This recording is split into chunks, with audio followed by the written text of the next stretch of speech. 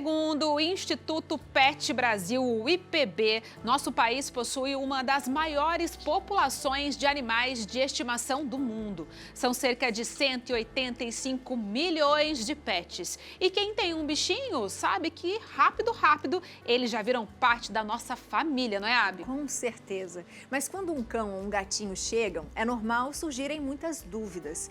O que será que ele precisa? Como ajudar nessa adaptação e como adotar com responsabilidade?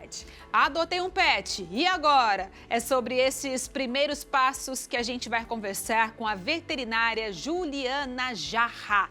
E que ela veio acompanhada de um petzinho que tá para adoção, gente. Seja bem-vinda. Ai, que medrosa, ela tá com medo, né?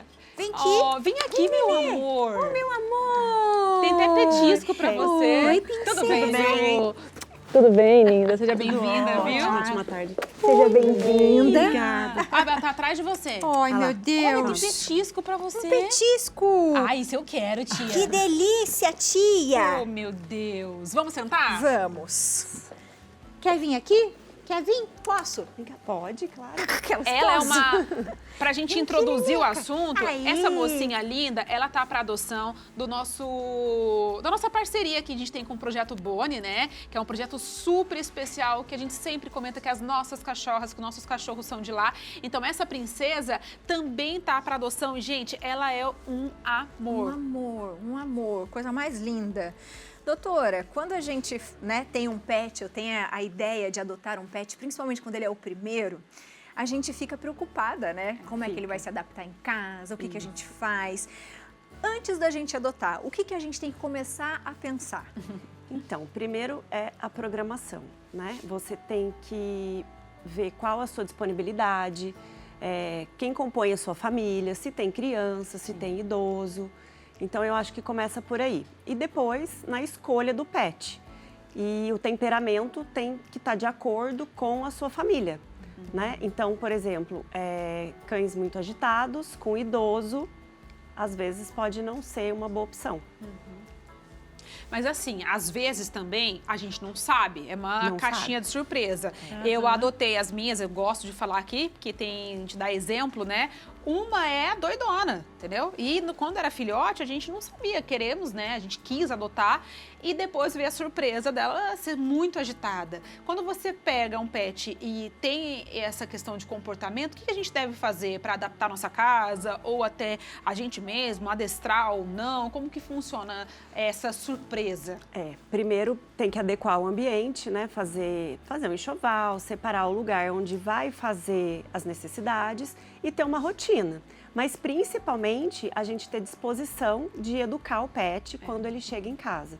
Então é importante realmente dar atenção. Às vezes o adestramento ele é importante, né? Até da gente mesmo a hora que adota, eu acho que dá certo. Mas se não conseguir, às vezes a ajuda de um terceiro, um adestrador, é uma boa opção. Boa. Quais seriam os principais comandos que a gente deveria dar, né? Como que a gente consegue conversar com o nosso animal em casa quando ele começa a chegar em casa e ele está vendo a casa pela primeira vez? Eles ficam um pouco assustados, porque não é o ambiente deles, mas com o passar do tempo, o cheiro é um pouco diferente, então a gente tem essa necessidade aí de esperar ele se adaptar, né, ao ambiente. Mas os comandos, às vezes, tem os educadores sanitários que auxiliam bastante nesse processo, colocar em cima do tapete higiênico, onde é para fazer as necessidades, e colocar o educador sanitário onde não é para fazer as necessidades, por exemplo. Então, essas são boas opções aí de adestramento caseiro.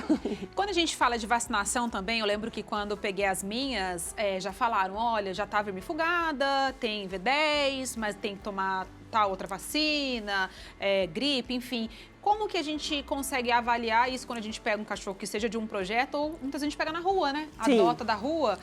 Qual que é esse primeiro passo? Levar no veterinário, de fato? Com certeza. O primeiro passo é levar no veterinário, porque ele vai avaliar aquele paciente, ver se ele já está apto a tomar as vacinas. Então, não adianta fazer a vacina se ele não tiver com o sistema imunológico com a saúde boa, bonitinho, né? Isso. Então, ele não vai conseguir aproveitar essa vacina.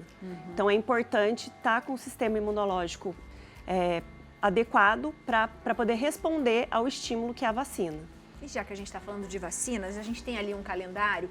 Quais vacinas a gente deve, né, dar para os nossos pets e de quanto em quanto tempo? Tá, então, seguindo essa carteira de vacinação, e é o que é preconizado realmente no consenso, né, da veterinária, a gente começa a fazer a vacina nos filhotes de 6 a 8 semanas de vida. Então vai dar isso, aproximadamente 2 meses mais ou menos. E aí a gente vai fazer essas vacinas mensalmente, até a terceira dose, que vai terminar no mínimo com 16 semanas. Tá? Então é importante fazer a terceira dose com no mínimo 16 semanas. Por quê? Esse animalzinho, ele já traz um pouquinho de imunidade da mãe materna. Então a gente fica com aquele período ali que tem um pouquinho da mãe, que atrapalha um pouquinho a vacina, as 3 primeiras doses. E aí, se a gente conseguir fazer a última dose depois de 16 semanas, ele já aproveita melhor essa vacina, porque ele já está com o sistema imunológico formado para receber. Mas é importante fazer todas as doses, com certeza. E a antirrábica, que ela é feita acima de 12 semanas, e depois o reforço anual dessas vacinas. Legal. A gente tem também o de gatinho. Isso. Que é um pouco diferente? Não, é o mesmo princípio. A terceira dose também tem que ser acima de 16 semanas, tá? E são 3 doses. E a antirrábica acima de 1 ano. Legal. Além disso, tem as vacinas também de gripe, né? Tem. Essas vacinas, elas são as vacinas não essenciais. E aí precisa conversar com o veterinário, porque algumas regiões são endêmicas para alguma doença. O que significa isso? Que tem muitos casos daquela doença naquela região. Então é importante fazer as vacinas nesses casos. Mas não são as... Não é obrigatório. Não é obrigatório fazer, mas é importante sempre consultar o veterinário da sua confiança para chegar nesse acordo aí e resolver junto, né?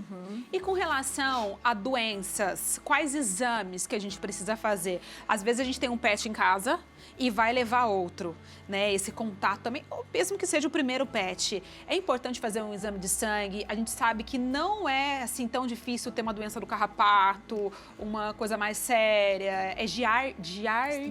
Tem também. Giardia, a giardia, né? a gente faz o exame parasitológico, né? Que é o exame de fezes. Isso.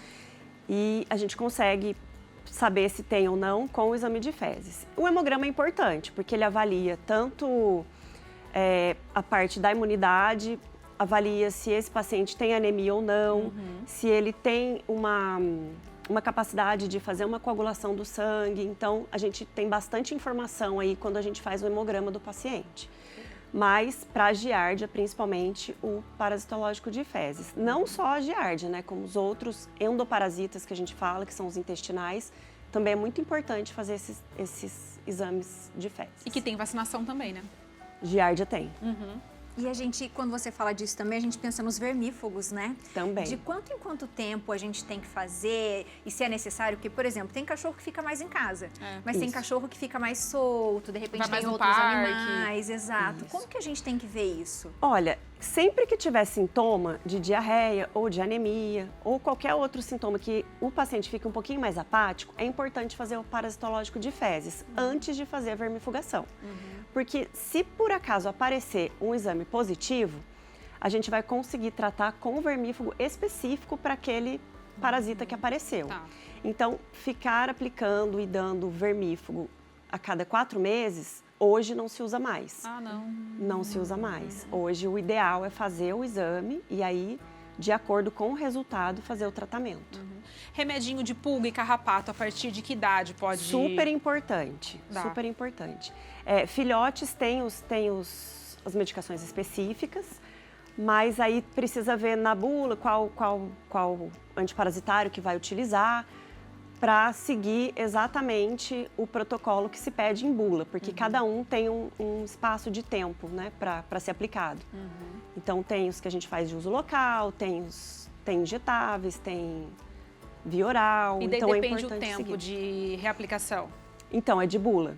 A gente sempre recomenda que faça a reaplicação de acordo com a recomendação do fabricante. E quando a gente pensa nisso, a gente também pensa na castração, né? Também. Que é bem importante, ainda mais, né, dependendo se a gente adota, geralmente às vezes já vem castrado, mas como que a gente deve pensar em relação à castração? Qual a melhor idade? Se é possível num cachorrinho mais velho, por exemplo? Sim, é possível sim, mesmo que mais velho, quando a gente pega adulto, resgata de rua, não tem problema nenhum. É importante fazer sim a castração. Que previne muitas coisas, né? Muitas Sim, muitas coisas. Tanto, né, no macho, mas na fêmea, quando a gente fala de câncer de mama, né? Sim. É muito importante, de câncer de ovário também, que é comum nas fêmeas. É muito, muito importante. Eu tô achando que eu tô parecendo com essa menina aqui. Oi, gente, porque a gente tá com aqui, ó, vestido de preto, temos o olho assim, meio claro. Eu acho que eu poderia levar ela. O que você acha? Acho. Ai, eu meu também sonho. acho. E ela parece com uma das minhas, parece com a Teiquinha. Eu sou uma Teiquinha preta. Muito linda. Lembrando mais uma vez que ela está para adoção, como vários outros cachorrinhos lindos do Projeto Boni. Então você de casa, aproveite para seguir as redes sociais, aproveite para colaborar. De repente você fala, Biane, eu não tenho como ter ela aqui, mas eu gostaria de ajudar. Então aproveite também, entre lá, @Projeto Boni, porque sempre tem muitos amores para você cuidar por lá. Você vai encontrar o amor da sua vida. Vai mesmo, vai encontrar o amor da sua vida. Ai, eu tô agora relaxada, porque eu gosto muito de calinho da barriga. Ai, que delícia. Doutora, seja sempre muito bem-vinda, viu? Eu é que agradeço o convite. É sempre um prazer estar aqui. E sempre que precisar, conte comigo. Obrigada, doutora. E olha só, né, como os bichinhos, eles são magníficos. Ela entrou aqui com medo, com receio, porque era um ambiente completamente diferente. E agora tá aqui, ó, recebendo carinho na barriga, com essa cara de tranqueira. Então é só amor que eles precisam. É só. É só isso. Você fica pensando num espaço grande, num dinheirão, sendo que é amor que eles querem, viu, princesa? Você vai ter um lar. Que delícia, porque eles são seres vivos, não esqueça disso. Linda. Linda, princesa.